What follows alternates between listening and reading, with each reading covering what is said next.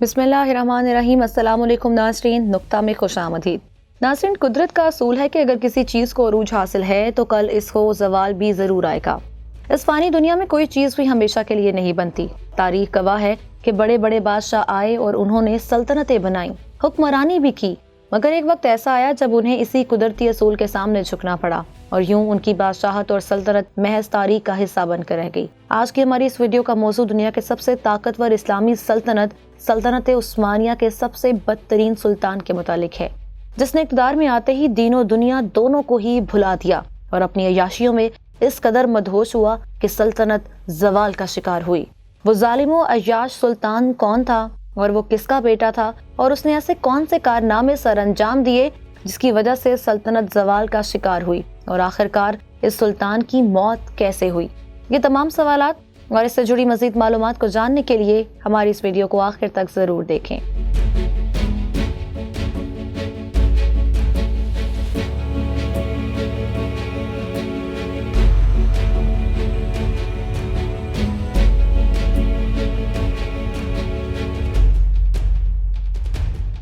नाज़रीन, सल्तनत उस्मानिया के 17वें सुल्तान मुराद चहारम ने अपने दौरे हुकूमत में सल्तनत में बगावत के डर से अपने भाइयों को कत्ल करवा दिया था, लेकिन उसका एक छोटा भाई जो कि उस वक्त अभी बच्चा था, उसकी जान बख्श दी गई। लेकिन सुल्तान मुराद चहारम ने उसको बचपन ही से कैद में डाल दिया। इस कैद का उस कमसन बच्चे के जहन पर बहुत गहरा असर पड़ा। वो हर वक्त मौत के डर से और कैद के खौफ से पागल सा रहता। लेकिन किसे मालूम था कि ये नासमझ और 23 साल कैद में रहने वाला एक दिन सल्तनत उस्मानिया का सुल्तान बन जाएगा। नाज़रीन, हम बात कर रहे हैं उस्मानी सल्तनत के 18वें सुल्तान इब्राहिम की, जो सुल्तान मुराद चहारम का भाई था। सुल्तान इब्राहिम 5 नवंबर 1615 को पैदा हुए। सुल्तान मुराद चहारम ने मर्गे बिस्तर पर इब्राहिम के कत्ल का फरमान जारी किया। सुल्तान मुराद ये नहीं चाहते थे, वो नहीं चाहते थे कि इतनी बड़ी सल्तनत किसी पागल के हवाले कर दिया जाए। इससे तो बेहतर है कि उस्मानियों का यह सिलसिला यहीं पर खत्म हो जाए। लेकिन उनकी वालदा कोसम सुल्तान ने मुदाखलत करते हुए इब्राहिम की जान बचा ली और जब सुल्तान मुराद चहारम का इंतकाल हुआ तो महल के कुछ वज़रा इब्राहिम के पास गए, लेकिन इब्राहिम ने मौत के खौफ से दरवाज़ा नहीं खोला। लेकिन उनकी वालदा कोसम सुल्तान के असरार पर इब्राहिम बाहर आए और उन्हें सुल्तान मुराद की मैयत दिखाई गई, जिसके बाद इब्राहिम को यकीन आ गया। ये देखकर इब्राहिम खुशी से झूमने लगा। सुल्तान मुराद चहारम की वफात के बाद रियासत का अगला सुल्तान इब्राहिम को चुना गया। शुरुआत में ये सुल्तान सिर्फ नाम का ही सुल्तान था, जबकि रियासत के तमाम अमूर उनकी वालिदा कोसम सुल्तान देखती थीं। 23 साल की कैद के बाद इब्राहिम का दिल बहलाने के लिए कोसम सुल्तान ने उन्हें महल की कनीजों के साथ दिल बहलाने का मशवरा दिया। सुल्तान इब्राहिम ने अपना सारा वक्त महल के हरम में गुजारना शुरू कर दिया। वो अपनी हवस में इस कदर डूब गया कि उसे रियासत की बिल्कुल परवाह न रही। वो बस जो हुक्म करता उसका वो हुक्म पूरा कर दिया जाता। सुल्तान इब्राहिम सर से पांव तक अय्याशियों में डूब चुका था और उनकी वालिदा कोसम सुल्तान खुद अपने बेटे के लिए कवारी और फरबही यानी कि मोटी लड़कियों का इंतखाब किया करती और सुल्तान इब्राहिम मोटी लड़कियों को दीवानगी की हद तक पसंद करता था। सुल्तान इब्राहिम की हवस का ये आलम था कि महल में मौजूद कनीजें और काम करने वाली खवातीन भी उसके हाथों से महफूज ना रहती। ये जिस खातून पर हाथ रखता उसे उसका हुक्म मानना पड़ता, बसूरत दीगर उन्हें इस नाफरमानी की कीमत चुकाना पड़ती। इसके अलावा सुल्तान इब्राहिम महल की तमाम कनीज़ों को महल के बाग में जमा करके उन्हें अपने कपड़े उतारने का हुक्म देता और फिर उन्हें मारता, घसीटता और लातें मारकर उनकी बेहुरमती करता।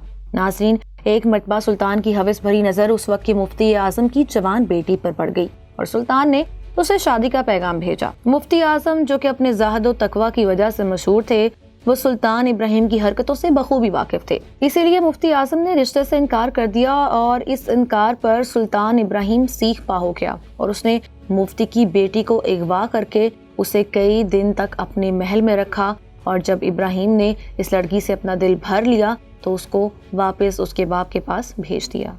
नाज़रीन, 1641 ईस्वी में इब्राहिम की एक कनीज तोरहान खातून के यहाँ शहजादे मोहम्मद की पैदाइश हुई। नाज़रीन, यहाँ तक कि सुल्तान इब्राहिम ने अपने बेटे की खिदमत पर मामूर आया को भी ना बख्शा और वो भी जल्द ही हामला होकर शाही हरम में शामिल हो गई। सुल्तान इब्राहिम की इन हरकतों पर कई बार उनकी लड़ाई तोरहान खातून से हुई।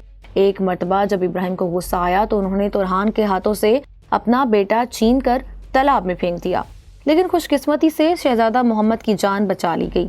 ناظرین، سلطان ابراہیم آرائشات کو لے کر اپنا بہت خیال رکھتا۔ یورپ کے بڑے بڑے ڈیزائنر سلطان کی آرائش اور لباس کے لیے بلوائے جاتے۔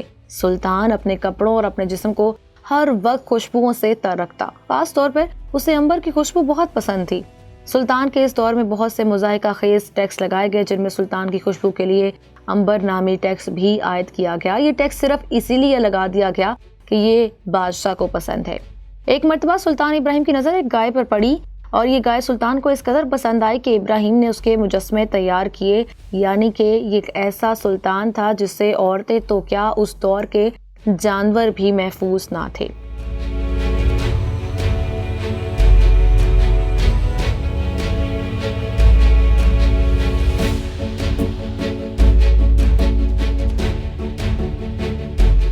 مجسمہ تیار کروانے کے بعد سلطان کی جانب سے یہ حکم جاری کیا گیا کہ اس گائے کی خد و خال جیسی کوئی عورت تلاش کی جائے۔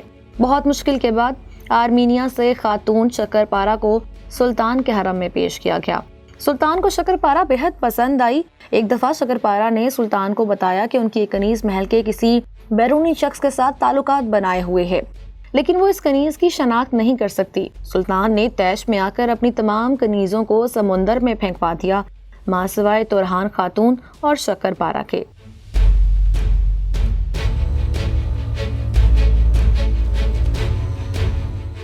سلطان ابراہیم کے اس دور حکومت میں سلطنت زوال کا شکار ہو گئی۔ عثمانی سلطنت کی وہ فوج جس کی وجہ سے پوری دنیا میں اسے سب سے زیادہ طاقتور سمجھا جاتا تھا، اس کو تنخواہیں نہ ملنے کی وجہ سے ریاست کے خلاف بغاوت کرنا پڑی۔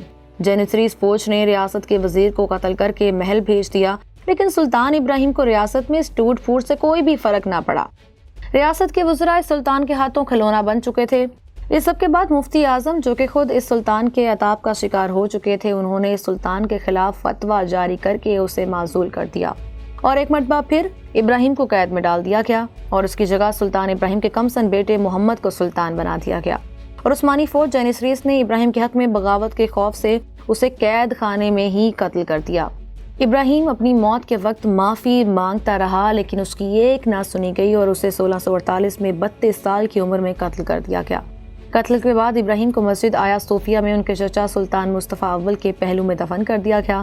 ناظرین، یہاں آپ یہ بات سوچ رہے ہوں گے کہ اتنے بدکار سلطان کو مسجد میں آخر کیوں دفن کیا گیا؟ ناظرین، یہ اس وقت کا رواج تھا کہ سلطانوں کو مساجد میں دفن کیا جاتا تھا یا ان کے الگ سے مزار بنوائے جاتے تھے۔ ہم امید کرتے ہیں کہ ہماری آج کی یہ ویڈیو آپ کو یقیناً بہت پسند آئی ہوگی۔ اگر پسند آئی ہے تو اسے لائک کریں، کامنٹ کریں، شیئر بھی کریں اور چینل کو سبسکرائب کرنا نہ بھولیں تاکہ آپ کو ایسی مزید معلوماتی ویڈیوز ملتی رہیں۔